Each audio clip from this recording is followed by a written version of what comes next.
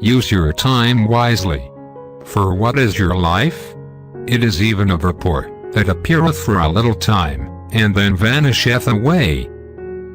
James chapter 4 verse 14. Nothing takes God by surprise. Everything is moving according to a plan, and God wants you in that plan. The devil also has a plan for the world. God has a plan and the devil has a plan, and you will have to decide which plan you are going to fit into.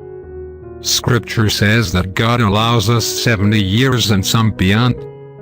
The first 15 are spent in childhood and early adolescence. 20 years are spent in bed, and in the last 5, physical limitations start to curtail our activities. That gives us about 30 years in which to live as adults.